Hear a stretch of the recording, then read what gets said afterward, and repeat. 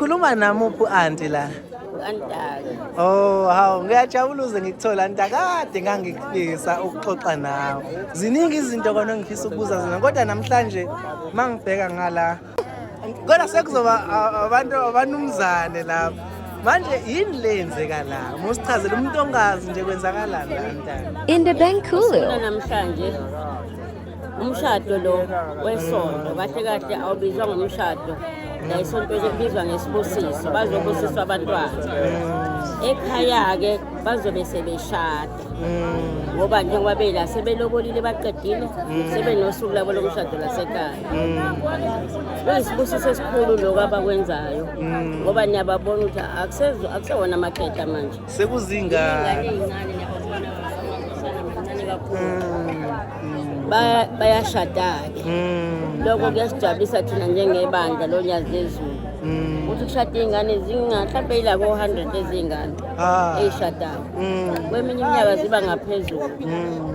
Thina njengabaphathi-ke siyajabula ngoba iy'yalo zethu kukhomba ukuthi ziyazwakala. Labantu njengoba beshada basaphelele ebuthithini babo. Angithi uyalibona leli dotha la esikhongo. Asike sibuke ukuthi likhona nedotha. Awulikhona impela leli dotha okhuluma ngalo. Leli dotha lichaza ukuthi uyintombi umuntu uphelele. Ubuntombi bakhe bophelela emzini. Njengoba beshada la abakaqedi. Basazoshada ekhaya. Okwasekhaya kumshado yila azobe seyitholana khona. Wena mfana usuzoyikhipha le nkomo emkhoyiso ngoba uyawuthola umkhoyiso kuyena. Yebo. Hayi kuyezwakala. Manje ke okugcina mhlambe anintana. Usho ukuthini esizweni uma ingane eyiqoqeka ngoba ngibuka ukuthi njengokuthi basazintombi bazoshada kuqala kuyima bethola abantwana. Yebo. Kubaluleke ngani esizweni lokho kwenzeka ukuthi ingane ziqala ukuthola abantwana sezisemzini. Kubaluleke ngani lokho esizweni? Kubaluleke kakhulu ngoba nezifo ezigcwele umhlaba. Akulula bayithole. Ngoba bayigcinile sonke lesikhathi ikhona bezoqala ukuhlangana nomuntu wesilisa nesizwe namakhosi esizwe ajabula mayebona umuntu eyintombi ephuma ephelele emzini kwabo. Angiphathi abazali uthi uba kwakho mangabe dozi intombi wayikhipha iphelelwe isemzini wayo unesihlalo segolide abekelwe sona. Ha ngale kwelizalo ngoba ayiphelele emhlabeni lento. Angithi wakwazi ukuyala ingane yakhe. Umama wayiyala ingane nobaba washayela. Bese kuthi ngale kwelizayo ke ubaba lesikhathi eyidonsa ingane yakhe eletha eparadise. Aphinda idonse ekhaya idlule esibayeni emathongeni akubo bese isemzini. Lokho kuchaza ukuthi ke uyise usezotholana isihlalo ngale kwelizayo.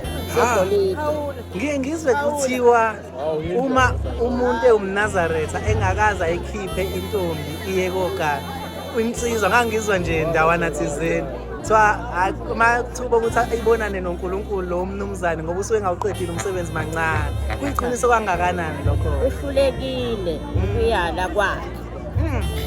Ufuna ngempela wenze sure ukuthi uyayala iy'ngane zakho ugcine sezenza umthetho kaNkulunkulu. Uma uhlulekile ukuyala kwakho noNkulunkulu ngeke umbone kwenzani. Inkulu le ndaba enzakala ingakho siyokufaka kwindaba enkulu ngoba inkulu le ndaba. Ngempela le ndaba. Yebo andaka ziningi izinto engangifisa ukuxoxa nawe kodwa-ke sekuyobuye kutholakala isikhathi. Okunye nje ngeke ngikubuze manje kodwa ngifisa ukubeka emqondweni wakho. Ngangifisa ukubuza ukuthi kuhlangene ngani ukuyentanda noZulu? Ngeke ngize kuthiwa Qubula Nkosi kuthiwa kumele ngabe kunyakaza amathamba kaZulu. Ngingazi ngobani nehubo lasedlela isiqubula Nkosi lithini lithi Khumbula Nkosi noma lithi Qubula Nkosi. Leyo mbuze kanje bayabikisana abantu abazi. Nangu umuntu ozositshela yonke lona. Kodwa-ke lithi Qubula Nkosi. Qubula Nkosi. Qubula Nkosi. Okampande ngamshiya ehlobana. Hayi lokho abakushoya sikwazi. Kuhlangene kanjani noZulu? Angithi phela uShembe.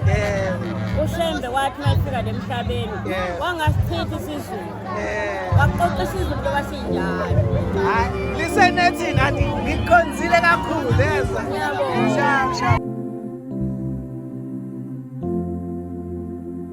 Indebenkulu.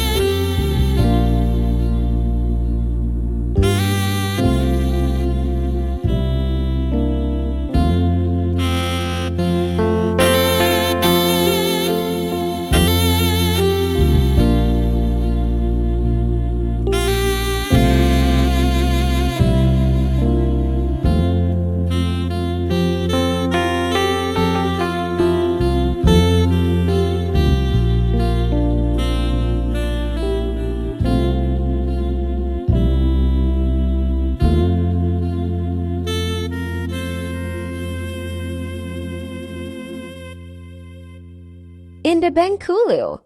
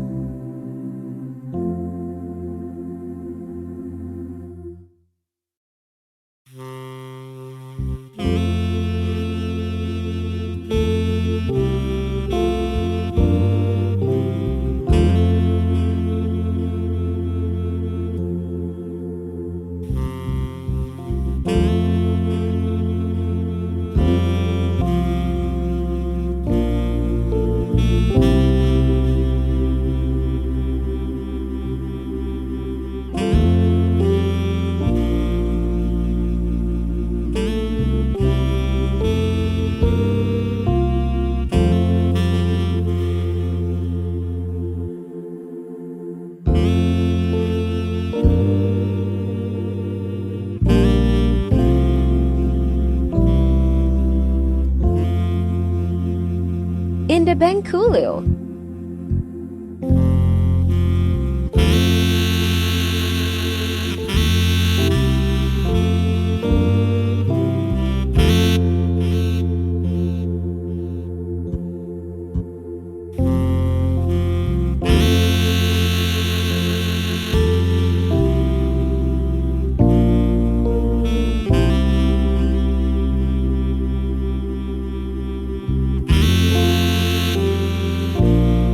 Inda Benkulil.